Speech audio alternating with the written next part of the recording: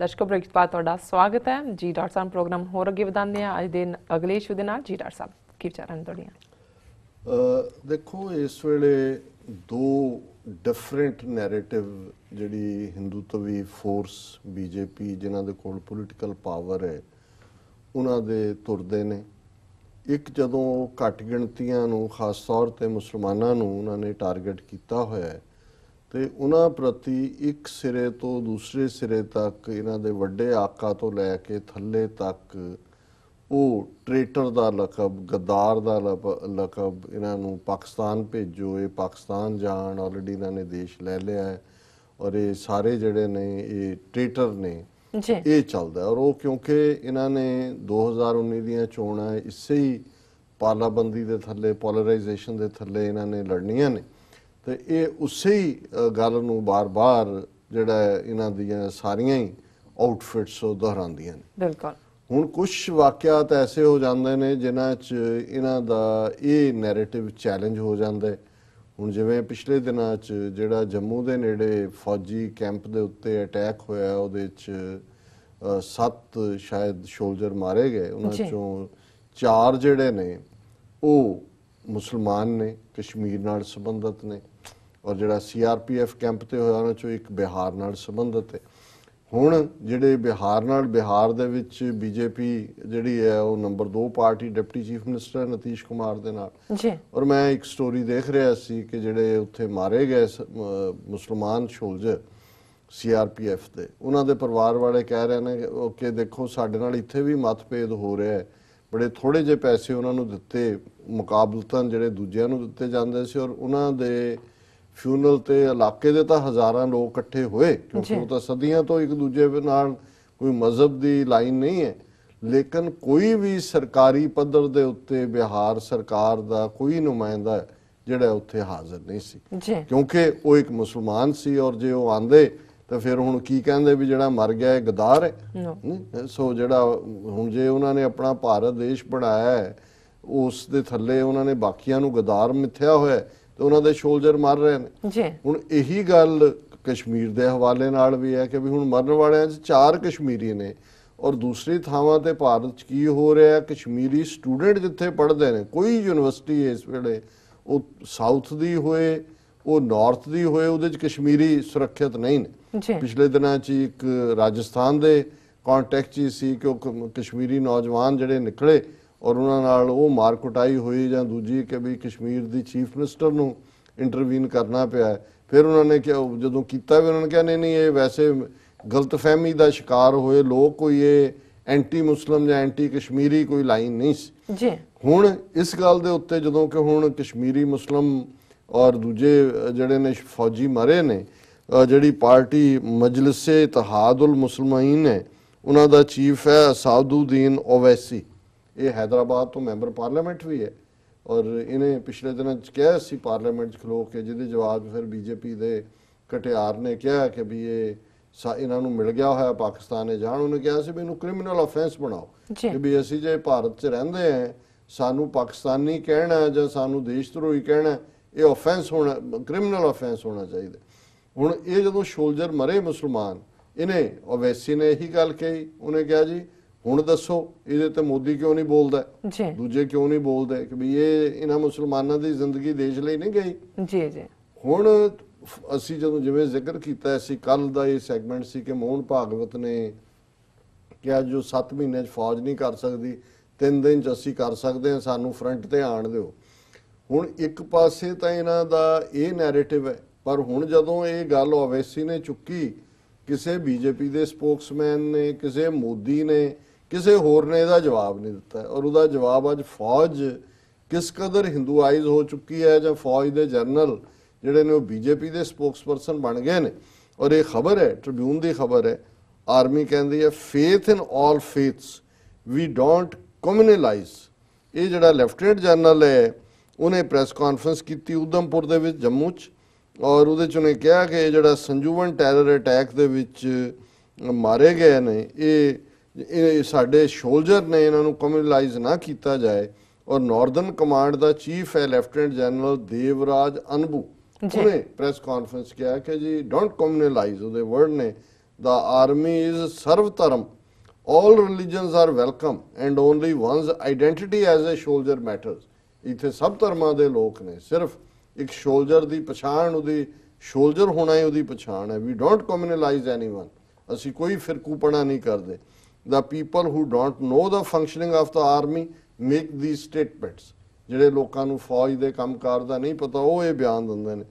I think they need to visit us and see how we put all aside and live together.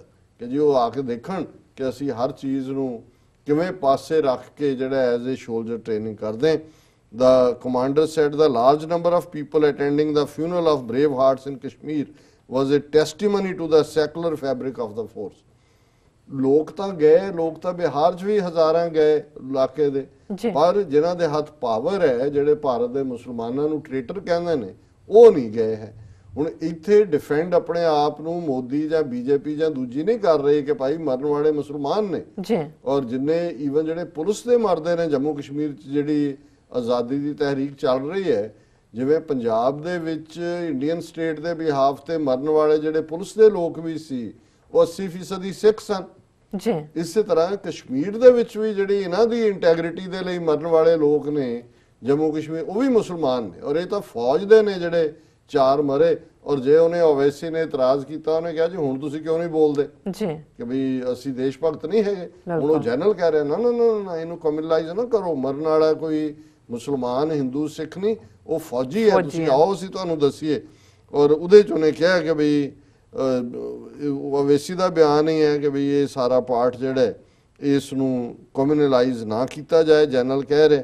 ਹੁਣ ਫਿਰ ਉਹ general ਅੱਗੋਂ political statements ਦੇ ਰਿਹਾ ਕਿ ਜੀ ਐਜ਼ ਮੈਨੀ as 68 of the terrorists have surrendered voluntarily last year and 185 to 200 terrorists in the south and 190 to 225 terrorists in the north of the Pir Panjal were ready for infiltration. ਉਹ ਪਾਕਿਸਤਾਨ ਦੇ ਖਾਤੇ 'ਚ ਪਾਈ ਜਾਓ ਕਿ ਵੀ ਉੱਥੋਂ ਤਿਆਰ 150 ਉੱਥੋਂ ਆ ਰਹੇ 200, ਜੇ ਤੁਹਾਨੂੰ ਇੰਨਾ ਹੀ ਪਤਾ ਫਿਰ ਆ ਕਿਵੇਂ ਜਾਂਦੇ ਨੇ, ਕਿੱਦਾਂ ਜਾਂਦਾ ਹੈ। ਬਿਲਕੁਲ। ਔਰ ਹੁਣ ਜਿਹੜੀ ਉੱਥੇ ਚੱਲ ਰਹੀ ਹੈ ਮੂਵਮੈਂਟ ਉਹ ਬਿਲਕੁਲ ਇੰਡੀਜਨਸ ਹੈ। ਉਹ ਪੜ੍ਹੇ ਲਿਖੇ ਮੁੰਡੇ, ਯੂਨੀਵਰਸਿਟੀਆਂ ਦੇ ਮੁੰਡੇ। ਹੁਣ ਤੁਸੀਂ ਜੰਮੂ ਕਸ਼ਮੀਰ ਦੇ ਸਟੂਡੈਂਟਸ ਨੂੰ ਕਦੇ ਮੇਰਠ ਚੋਂ, ਕਦੇ ਰਾਜਸਥਾਨ ਚੋਂ, ਕਦੇ ਹੋਰ ਚੋਂ ਅਪਮਾਨਿਤ ਕਰਕੇ ਮਾਰ ਕੁੱਟ ਕੇ ਕੱਢੋਗੇ, ਉਹ ਆਣਗੇ ਆਪਣੀ ਪੜ੍ਹਾਈ ਵਿੱਚੇ ਛੱਡ ਕੇ ਉਹ ਆ ਕੇ ਕੀ ਕਰਨਗੇ? ਮੂੰਗਫਲੀਆਂ ਵੇਚਣਗੇ। ਬਿਲਕੁਲ। ਉਹਨਾਂ ਦੇ ਅੰਦਰ ਆਏਗਾ ਜੀ ਸਾਡੇ ਨਾਲ ਇਹ ਇਸ ਲਈ ਹੋ ਰਿਹਾ ਕਿਉਂਕਿ ਅਸੀਂ ਗੁਲਾਮ ਹਾਂ ਔਰ ਅਸੀਂ ਇਸ ਨੂੰ ਕੱਟਣਾ ਹੈ ਗੁਲਾਮੀ ਨੂੰ। ਔਰ ਅੱਜ ਜਿਹੜੀ ਉਹਨਾਂ ਦੀ ਸਕਸੈਸ ਹੈ ਮਿਲੀਟੈਂਟਸ ਦੀ, ਉਹਦਾ ਰੀਜ਼ਨ ਹੀ ਹੈ ਬਾਹਰਲੇ ਨੂੰ ਤਾਂ ਪਤਾ ਹੀ ਨਹੀਂ ਲੱਗਦਾ ਕਿੱਥੇ ਕੀ ਹੈ,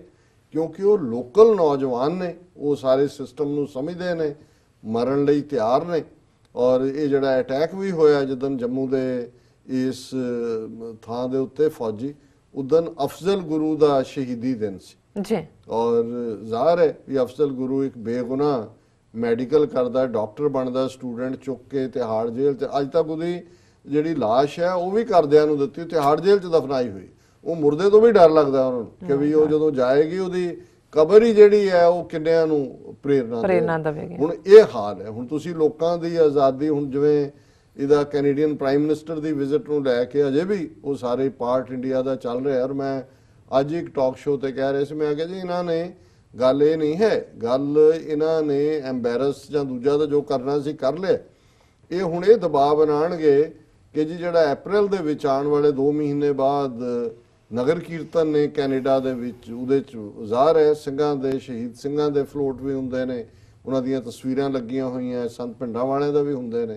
ਉਹ ਐਸਾ ਮਾਹੌਲ ਬਣਾ ਦੇਣਗੇ ਕਿ ਵੀ ਉਹਦੇ 'ਚ ਪਾਰਟਿਸਿਪੇਟ ਕਰਨੇ, ਕਹਿਣ ਜੀ ਦੇਖੋ ਜੇ ਇਹ ਫਲੋਟ ਹੋਏਗਾ ਤੇ ਅਸੀਂ ਨਹੀਂ ਜਾਣਾ। ਜਦੋਂ ਤੱਕ ਉਹ ਜਿਉਂਦੇ ਸੀ ਉਹਨਾਂ ਤੋਂ ਵੀ ਇਹਨਾਂ ਨੂੰ ਹਕੂਮਤ ਨੂੰ ਡਰ ਲੱਗਦਾ ਸੀ।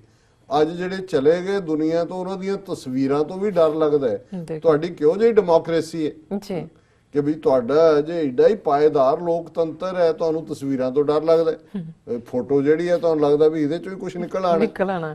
ਸੋ ਕੁੱਲ ਮਿਲਾ ਕੇ ਮੈਂ ਸਮਝਦਾ ਵੀ ਕਸ਼ਮੀਰ ਦੇ ਵਿੱਚ ਵੀ ਇਹ ਜਿਹੜਾ army general, lieutenant general explanation ਦੇ ਰਿਹਾ ਜੀ, everybody soldier, everybody is not a soldier. ਅੱਜ ਤੁਹਾਡੀ ਫੌਜ ਜਿਹੜੀ ਹੈ ਉਹ ਵੀ ਹਿੰਦੂਤਵਾ ਦੇ ਰੰਗ 'ਚ ਰੰਗੀ ਹੋਈ ਹੈ। ਤੁਹਾਡੀ ਫੌਜ ਨੇ ਕਰਨਲ ਪ੍ਰੋਤ ਵਰਗਾ ਜਿਹੜਾ ਉਹ ਦਿੱਤਾ ਹੈ, ਜਿਹਨੇ ਸਮਝੌਤਾ ਐਕਸਪ੍ਰੈਸ ਔਰ ਦੂਸਰੇ ਦੇ ਵਿੱਚ ਬੰਬਾਰਡਮੈਂਟ ਕੀਤੀ ਹੈ। ਔਰ ਅੱਜ ਜਿਹੜੀ ਤੁਹਾਡੀ ਫੌਜ ਦਾ ਵੱਡਾ ਹਿੱਸਾ ਹੈ, ਸਣੇ ਜਰਨੈਲ ਦੇ ਜਿਹਨੂੰ ਜਨਰਲ ਬਣਾਇਆ ਰਾਵਤ ਨੂੰ, ਉਹ ਵੀ ਪੋਲੀਟੀਕਲ ਅਪਾਇੰਟਮੈਂਟ ਹੈ ਜੀਤ ਡੋਵਲ ਜਿਹੜਾ ਉੱਤਰਾਖੰਡ ਦਾ ਹੈਗਾ, ਉਸਨੇ ਹੀ ਉਹਨੂੰ ਅੱਗੇ ਲਿਆਂਦਾ। ਸੋ ਕੁੱਲ ਮਿਲਾ ਕੇ ਅਸੀਂ ਇਹ ਸਮਝਦੇ ਹਾਂ ਕਿ ਇਹ ਜਿਹੜਾ ਪਾਰਟ ਹੈ, ਮੁਸਲਮਾਨ ਵਿਚਾਰੇ ਕੁਰਬਾਨ ਵੀ ਹੋ ਰਹੇ ਨੇ, ਪਰ ਉਹਨਾਂ ਨੂੰ ਉਹਨਾਂ ਦੀ ਰੈਕਗਨੀਸ਼ਨ ਉਹਨਾਂ ਨੇ ਨਹੀਂ ਕਰਨੀ। ਜੇ ਕੋਈ ਕਹਿੰਦਾ ਉਹਨਾਂ ਚੋਂ ਹੀ ਕਿ ਜੀ ਤੁਸੀਂ ਘੱਟੋ ਘੱਟ ਉਹਨਾਂ ਨੂੰ ਇਹ ਵੀ ਕਮਿਊਨਲ ਹੈ, ਇਹ ਬਿਲਕੁਲ ਤੁਸੀਂ ਡਿਵਾਈਡ ਕਰ ਰਹੇ ਹੋ ਸੋਸਾਇਟੀ, ਇਹ ਟਰੂਥ ਹੈ ਜੀ ਡਾਕਟਰ ਸਾਹਿਬ। ਬਿਲਕੁਲ ਇੱਥੇ ਲੈਣੇ ਆ ਬ੍ਰੇਕ ਤੋਂ ਪਹਿਲਾਂ ਅਸੀਂ ਆਪਣੇ ਦਰਸ਼ਕਾਂ ਤੇ ਸਰੋਤਿਆਂ ਨੂੰ ਫਿਰ ਦੁਬਾਰਾ ਅਪੀਲ ਕਰ ਦਈਏ। ਵਿਊਅਰਸ, ਜਿਸ ਤਰ੍ਹਾਂ ਕਿ ਤੁਸੀਂ ਜਾਣਦੇ ਹੋ ਕਿ TV 84 ਇੱਕ ਐਸਾ ਚੈਨਲ ਹੈ ਜਿਹੜਾ ਕਿ ਮਨੁੱਖੀ ਹੱਕਾਂ ਦਾ ਪਹਿਰੇਦਾਰ ਹੈ। TV 84 ਸਿੱਖਾਂ, ਕਸ਼ਮੀਰੀਆਂ ਅਤੇ ਭਾਰਤ ਦੀਆਂ ਨਾਰਥ ਈਸਟ ਸਟੇਟਾਂ ਦੇ ਲੋਕਾਂ ਦੇ ਸਵੈ ਨਿਰਣੇ ਦੇ ਹੱਕਾਂ ਦਾ ਹਾਮੀ ਹੈ।